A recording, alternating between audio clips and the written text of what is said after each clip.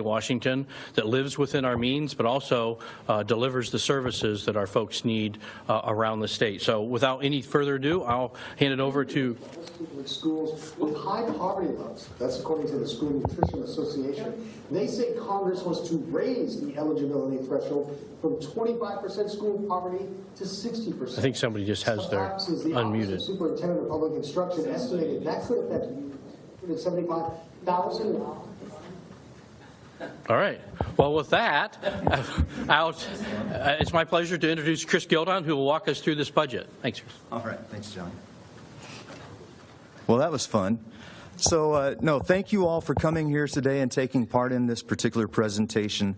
It's something that we think is very important for the people of our state.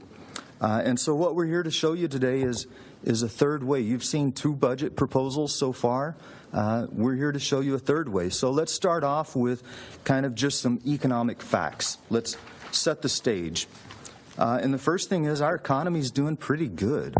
We actually have $5 billion more this cycle than we had last cycle. If you look at all of the things that generally cause increases to the state's operating budget, these are things like education, medication, and incarceration. If you look at caseloads across all of those, they're pretty flat, or even in some cases, they've gone down. And then we first started hearing about a budget shortfall back in November, just after the election. And at that time, it was about $4 billion, and then it started creeping up, 10 to 12 billion. Now we're hearing 15 billion. Back in December, I asked the nonpartisan staff, the people with political blinders on, no agenda, I asked them, what is the real budget shortfall that we're facing this year? And they came back to me and they said the real budget shortfall is $6.7 billion. That's what it would take to operate budget next year in the same way that you're operating this year. They've recently done an update to that, and they've revised it down to $6.6 billion. So that's the current state of affairs. But, you know, we all believe that the budget is a document that should reflect our shared priorities. So let's look at the first couple of ways that you have seen the budget. The first way is the proposal that everybody's talking about. This is Governor Inslee's budget proposal that includes new taxes. It grows spending rapidly. It includes about $13 billion of new taxes. That is huge. Just for comparison, if you look at the Climate Commitment Act and the funds that it was scheduled to generate, that was about $2 billion. So $13 billion, that is a huge number. It was by no means an austerity budget. His proposal contained over 500 new lines of additional spending, and it sought to hire almost 3,000 brand new state employees. And if you look at the chart there, you can see the rate of growth of state spending as compared to median worker wage growth. Folks, that is just unsustainable. We cannot sustain that level of state spending over time. And then we've got the second way. That is the slash and burn budget. This is the all cuts budget that you've heard so much about as well. And honestly, I don't think anyone who looks at that budget proposal thinks it is a serious budget proposal. It is more akin to propaganda. If I were to advise the governor to write a budget that would scare people to death and make them beg for additional taxes, that's probably the budget that I would have written. And it does so all the while approving $4 billion in pay raises for state employees. But I want to talk to you today about a third way. There's a different way that we can do this. And we can create a budget that funds all of our shared priorities, and it does so without raising additional taxes on the backs of Washington citizens. And it funds all of our priorities, and I've got the priorities listed there. I think these are things that everyone in Washington state can get behind: funding K-12, taking care of our most vulnerable citizens, as well as just making government work better, right? So this particular proposal, we believe it has a reasonable rate of growth at 5%, in accordance with the direction of our state treasurer. It preserves our rainy day fund. We do not raid the rainy day fund. And in accordance with the wishes of our new governor, it stays within forecasted revenues rather than using the maximum forecasted revenue allowed by law. So let's dig into a couple of the details here. I'll take you through some of the highlights of the budget, and then we'll roll up and have some questions at the end. So let's start off with K-12 education, our paramount duty, right? Provide for the education of our children. This particular budget provides about $2 billion more than the last budget did, and it provides $200 million each for the things that school districts have been saying they're hurting the most. This has to do with material, supplies, and operating costs, and special ed. We were able to provide $200 million each to support that. We were able to preserve bonuses for our teachers who achieved national certifications. This is something that the Inslee proposal was going to reduce.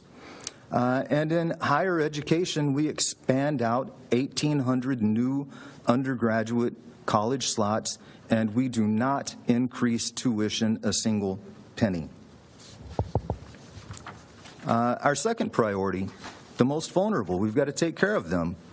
So first and foremost, this particular proposal has no reductions to hours or eligibility for, taking care of our seniors, people with disabilities, and others. We do achieve some savings by freezing rates.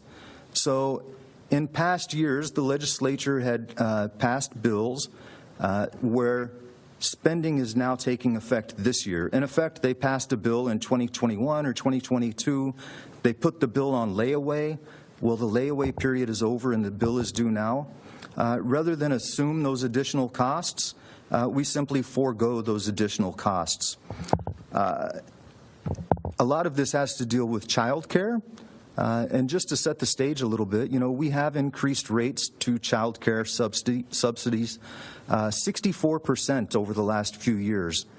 But we also recognize that a lot of our child care providers are hurting. And while we are not able to increase rates this year, what we can do is reduce regulatory burden and the things that make child care expensive, so we can help them with their bottom line. A couple of other big moves that we make in this particular proposal is we move from a managed care model to a fee-for-service model for certain services in the state.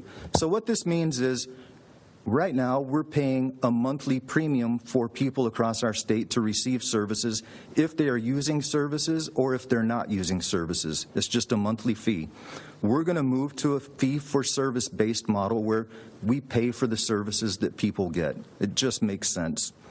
We're going to stop paying Medicaid premiums for people who don't live in Washington State. That's just a common sense thing to do. And we're going to restore accountability for people who are receiving other services. For example, less than 1 in 2 people who are receiving state welfare right now are in compliance with the requirement to work, to seek work, or to go to school. We're going to enforce those compliance regulations. And then we just make government work better, right? So one of the biggest items in the budget that you'll hear talk about is the collective bargaining agreements and the amount of $4 billion. So Governor Inslee and his administration, as they were walking out the door and riding off into the sunset, they negotiated $4 billion in raises for state employees. This budget realizes that we simply cannot afford to do that without raising taxes this year. No matter which way you slice and dice the budget, it is not feasible. However, we want to honor the collective bargaining process, and we want to honor the workers of our state. And so we're offering, again, a third way, a middle ground, another option. We're offering $5,000 bonuses to every single state employee. We think that's very generous. It's very progressive. Because if you are making, under this proposal, if you are making $80,000 or less, you will actually come out better under this proposal than you would have under the collective bargaining agreements. It's very progressive. It means a lot to the people at the lower end of the economic scale, of the pay scale, a lot more than it does the department heads. And then we make use of a lot of our available resources. There's a pension fund that's sitting with $2.5 billion of surplus in it right now. That is a surplus that doesn't go to fund pensions. It doesn't go to any of the annuities. It's just additional money that no one can touch right now. We are going to take that $2.5 billion and we're going to use it to help cover the gap. And I think any budget proposal that you will see this year is going to have some version of that within it. Another big move that we make is we take the Working Families Tax Credit and we move that into the Climate Commitment Act. And you may be wondering, why are you doing that? Well, it's because under the bill, the original bill, Climate Commitment Act, it had a number of uses for Climate Commitment Act dollars. Not only was the Working Families Tax Credit a listed item in the bill, it was the #1 listed item in the bill. And additionally, we think that there's precedent for this type of a move with the operating budget, because last year the largest expenditure from the operating budget of the Climate Commitment Act account was in the form of $200 rebate checks to people all across our state. So we think there's a precedent. It is the #1 listed item in the bill for this, and we're making that move. We're going to increase public safety. Governor Ferguson asked for $100 million to hire additional law enforcement officers. We're going to honor that, but we're also going to tell the truth with this budget, because we know that if we provide $100 million to hire law enforcement officers, well, you've got to pay their salary in year 2 and in year 3. So we make that funding ongoing. We don't play any budgetary tricks inside of this document. Another thing that we do is we hire more DCYF frontline workers. I know that you've all seen the news stories where, some child has been endangered and there was lack of oversight. Well, DCYF, over the last few years, they've had an incredible increase in hiring middle management, administrative staff, while their hiring for frontline staff has remained pretty much flat. We're going to right-size DCYF. We're going to remove some of those middle management spaces, and we're going to use that to hire additional frontline workers to take care of our kids. And then we have, just like Governor Ferguson did, he asked for 6% across-the-board cuts to agencies. We take that framework, but we modify it just a little bit. And we are going to take the lead in the legislature, the House and the Senate. We are going to assume 6% cuts for ourselves. But then we're going to kind of be a little more nuanced when it comes to the other agencies. So if you are a general services agency, meaning you do not provide services directly to people in our state, we're only going to ask you for a 3% across-the-board reduction. We don't need to take 6%. We can get by with a 3% reduction. And if you are an agency that does provide services and supports directly to people across our state, we're not going to ask you to take any across-the-board reductions, 0% across the board for those agencies that provide services directly to people, because that's important. We've got to take care of people. So when you look at all of that, the third way, this middle way, it's not really magic. It just makes a couple of moves that we believe are responsible. First, it forgoes a lot of proposed increases that have not yet taken effect, right? It forgoes things that are not happening right now. It recognizes that $4 billion for pay raises to state employees is simply not feasible. And quite honestly, I mentioned that this was a values proposition early on in this. So the choice that legislators have to make is, do you value giving pay raises in the amount of $4 billion to state employees who, on average, make more than your neighbors in the private sector in 38 of our 39 counties? Or do you value maintaining affordability for each and every citizen in our state? That's a values proposition that the legislature is going to have to make. We also forego those layaway policies that I mentioned. And then we make maximum effective use of all of our available resources. That's our pension plan, the Climate Commitment Act, the tobacco settlement dollars that we have. We make maximum effective use of all of those dollars to close the gap. And then we just find some efficiencies and reforms, much in alignment with the guidance of Governor Ferguson. But it's not all just that. We do make reinvestments back into our state. As I mentioned, we provide $200 million each to our schools for supplies, operating costs, special education. We increase the number of higher education slots, $100 million to hiring law enforcement officers. We get more frontline workers at DCYF. And we honor our state workers with $5,000 bonuses. So in summary here, there's no need for a slash and tax budget, none of that. We provide a budget that lives within its means. It provides a reasonable level of growth. And we're providing this 2 weeks prior, about 2 weeks prior to any other budget that you're going to see, because we want to have this out in the public space for scrutiny. We want you to look at it. We want you to do the numbers, check our math, and what you're going to find is this is an honest budget that tells the truth. It does not play any games with the budget. It doesn't use Olympian math. This is a real, earnest, honest budget. It's a budget that honors the words of our state treasurer, who warns us against raiding the rainy day fund, which we do not do. It's a budget that honors our new governor by using real revenue forecasts as opposed to the maximum that we could use. It's a budget that honors our schools by providing them assistance in the areas where they're hurting most. It's a budget that honors our teachers by maintaining their national board certifications. It's a budget that honors public safety with additional law enforcement officers. It honors state employees by offering $5,000 bonuses to each and every one of them. And I think it's a budget that honors citizens all across our state by not making their lives less affordable with new taxes. And we think it's just the right thing to do. So thank you all for listening. That's the presentation, and I think we'll be available for questions. So we'll go to questions from reporters in the room first, and then we'll go to folks online. And if you could raise your hand, we'll call on you, but we'll go to folks in the room first. I have a question. You mentioned that you're about 2 weeks ahead of some of the other budget proposals that we'll see.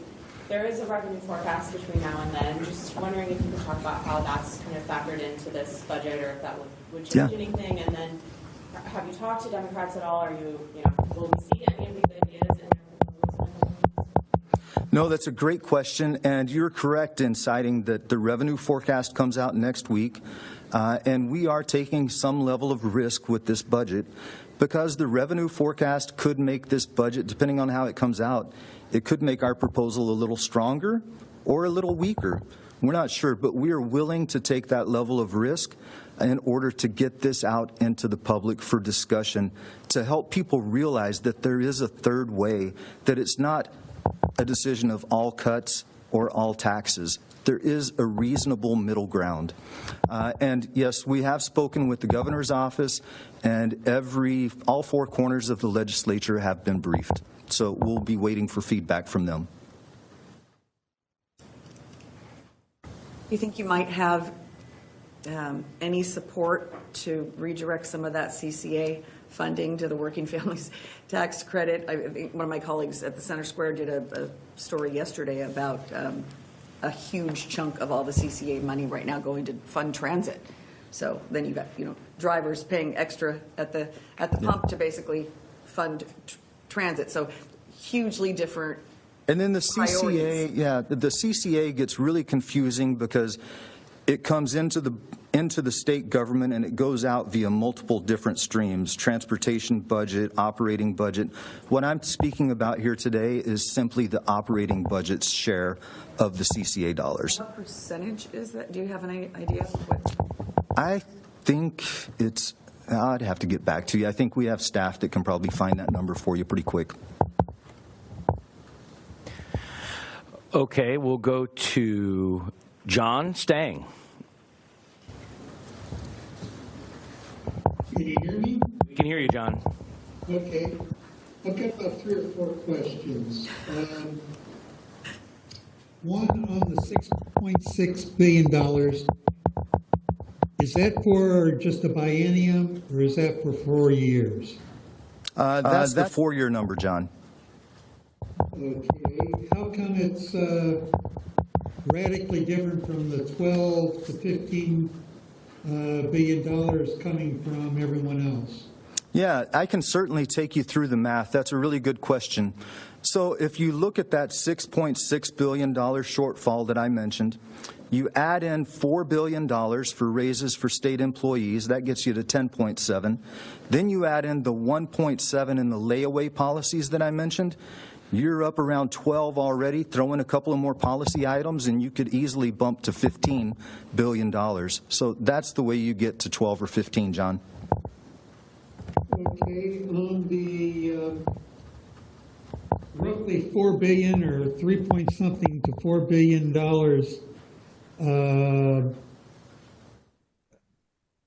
on the raises for employees, aren't those part of contracts with all the various unions? And I'm coming at you with the idea that a contract is a contract, and one party cannot null and void a contract just because an already signed contract, because it becomes inconvenient for it. Yeah, sure. So these were bargaining agreements that were made by the Inslee administration as they left office. The legislature has a choice when it comes to these bargaining agreements. The legislature can either approve in full or disapprove in full. And what we're offering here today is the middle ground, recognizing that there is no way to fully fund those. They should have been declared financially infeasible by Governor Inslee, but they weren't. But we recognize that we cannot fund those without raising taxes on every single person in Washington state. But we want to offer the middle ground. We want to offer a compromise position, something that we believe is reasonable and it honors the collective bargaining process, and it allows them to go back, negotiate a new deal with the Ferguson administration, and then come back to the legislature at a later date. Final question is that, and correct me if I'm interpreting this wrong, but essentially you want to take money from the pension fund and not take money from the rainy day fund. Aren't you just rating, just switching the fund that you're rating and swiping money out of? Well, I don't know if I would call it swiping, John, but I think any budget that you see, I think the Senate Democrats and the House Democrats have very similar proposals. The Senate Democrats take those same dollars in pretty much the same amount, and rather than apply them to fill this budget shortfall, the Senate Democrats take that money and use it for new policy. It's a big move that nobody's really catching on to yet, but it's about a $2 billion expenditure that people should really take a look at. Rather than apply that $2 billion to new policy, we simply take all of that money and apply it to the shortfall. Okay, I took my shots. All right, good job. Thanks, John. Anybody else online with a question before we wrap up?